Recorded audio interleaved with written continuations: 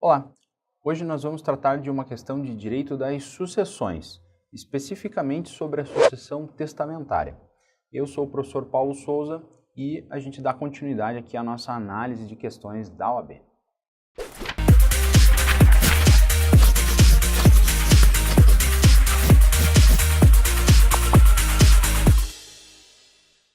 Bom, a OAB costuma perguntar muito na prova, principalmente da primeira fase, as situações nas quais a sucessão legítima pode ser afastada.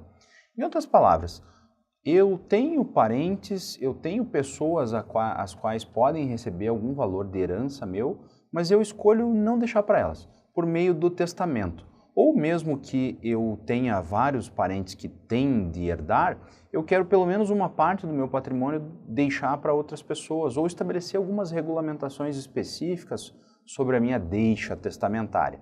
E é aí que entra a parte da sucessão testamentária. É aquela sucessão que é determinada por testamento e não pela lei. Mas a sucessão testamentária, ela convive com a sucessão legítima. Por isso a gente precisa prestar bastante atenção em alguns detalhezinhos lá que não podem passar desapercebidos. Em geral, a OAB não entra com profundidade nesses itens. Se você souber algumas noções gerais, você já consegue compreender como é que vai funcionar a sucessão testamentária. Agora, vez ou outra, eles resolvem perguntar alguma coisa assim de complexidade enorme, sabe? Vão bem a fundo na questão. Mas isso é incomum, né? E aí, sabendo essas regras gerais, você consegue matar a sua questão lá com facilidade. Vamos dar uma olhadinha. A questão 40, que apareceu lá no 17º exame. Diz lá, Esther, viúva, tinha 2 filhas. Então, 2 filhas lá. Muito ricas, né? Importante falar que elas são ricas. Marina e Carina.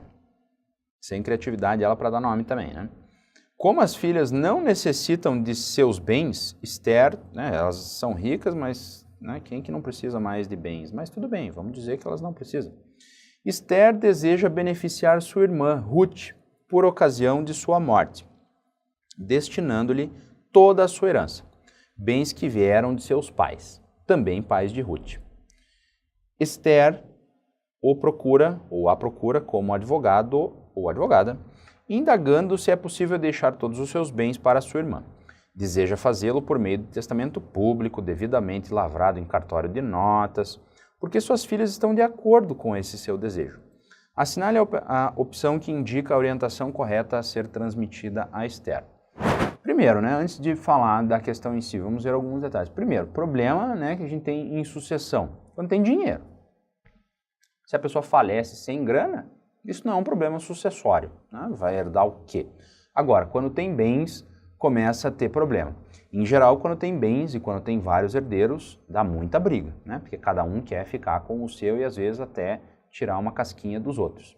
Aqui o problema não se parece um problema. Por quê? Porque as filhas da Esther já são ricas. E aí para elas, se deixar para a tia, não tem problema nenhum. Ou seja, elas concordam com o desejo da mãe. E essa concordância com o desejo da mãe, ela vem muito pelo fato de que o dinheiro que a mãe delas tem, a Esther, vem de herança dos avós. Então elas todas consideram uma espécie de um dinheiro que não é bem da Esther, né? Que é um dinheiro que veio dos pais. Então por isso seria mais interessante passar para a tia, que teria mais legitimidade sobre esse dinheiro. E os filhos são ricas também, né? Não estão nem aí para esse problema financeiro. Agora, pode ou não pode? Essa é a grande questão. O curioso é que todo mundo concorda, né? A Esther, a Ruth e as 2 filhas, a Marina e a Carina, todas concordam que seja passado todo o dinheiro para Ruth. Pode? Mais ou menos. Veja aqui. Artigo 1789. Havendo herdeiros necessários, o testador só poderá dispor de metade da herança. Em outras palavras, existem 2 categorias de herdeiros. Um deles são os herdeiros necessários. Esses herdeiros necessários se chamam herdeiros necessários porque eles necessariamente herdam. Eu não posso afastar essas pessoas da herança. Elas vão herdar. Elas vão herdar o quê? Tudo? Pode ser. Mas até metade eu não posso mexer. Em metade do valor de herança eu posso fazer o que eu quiser, se eu tiver herdeiro necessário. A outra metade vai para eles. Se eu não tiver herdeiro necessário, aí 100%. Aí eu posso determinar o que eu quiser em relação a todo o meu patrimônio, tá? Então essa é a primeira percepção que você tem que ter. Veja, e o artigo não estabelece nenhuma exceção, exceto se os herdeiros todos concordarem. Não interessa se eles concordam ou não concordam, não pode. O direito das sucessões dá outras possibilidades para esses herdeiros que querem beneficiar o outro herdeiro, tá? Mas elas são obrigadas a receber esse valor. Eu não posso destinar de maneira diversa. O que as filhas poderiam fazer é renunciar à herança. Falar, eu tenho direito à herança, mas eu não quero. Passa para a tia lá. Mas isso é a renúncia. Por testamento, a mãe delas, a Esther, não pode fazer a renúncia. Não, eu sei que as minhas filhas vão renunciar e, portanto, eu vou passar para a tia. Quem tem que renunciar é cada uma das filhas, depois que for aberto a sucessão, depois que ela morrer, tá? Então não tem como fazer isso.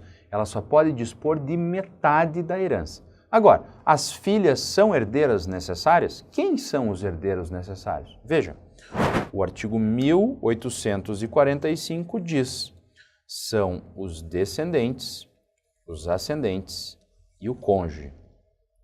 Cuidado, né? Tem muita gente que fala os pais, os filhos e o cônjuge. Não são os pais, não são os filhos, são os ascendentes. São os pais, os avós, os bisavós, são os descendentes. São os filhos, são os netos, são os bisnetos. Ou seja, se eu estou lá bem velhinho, os meus pais já morreram, avós também já morreram, meus filhos morreram por alguma razão, meus netos morreram, eu tenho um bisneto de 2 meses de idade, não tenho como afastar, como testar tudo, só 50%, tá? Então, se tiver uma dessas pessoas, só a metade. Volta para o exercício e vamos ver as alternativas. A. Em virtude de ter descendentes, Esther não pode dispor de seus bens por testamento. Cuidado, essa alternativa está errada. Ela pode sim dispor por testamento, mesmo tendo herdeiros necessários. O que ela não pode é dispor de todos os bens. Ela pode dispor só de metade. Por isso está errada. Esther só pode dispor de 1/3 do seu patrimônio em favor de Ruth, cabendo o restante de sua herança às filhas Marina e Carina, dividindo-se igualmente o patrimônio. 1/3 não, né? Errada. Esther pode dispor de todo o seu patrimônio em favor de Ruth, já que as filhas estão de acordo. Aqui que está o ponto. Mesmo que as filhas estejam de acordo, ela não pode dispor do patrimônio. O que pode é as filhas renunciarem à herança num momento subsequente. Mas isso é outra história. Inclusive, elas podem renunciar à herança e depois desrenunciar. Né? A gente pode pensar em vários problemas que podem acontecer.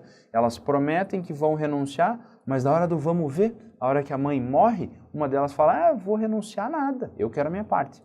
Então, é isso que você tem que ter em mente. Toma cuidado com esse detalhezinho. Tá? Elas, mesmo que elas não queiram, elas, aspas, são obrigadas, até um dado momento, claro. Ok? Então, a C está errada. Esther pode dispor de 50% do seu patrimônio em favor de Ruth, cabendo os outros 50% necessariamente às 2 filhas, Marina e Carina, na proporção de 25% para cada. É lógico, né? Se divide esses 50% e dá 25% para cada.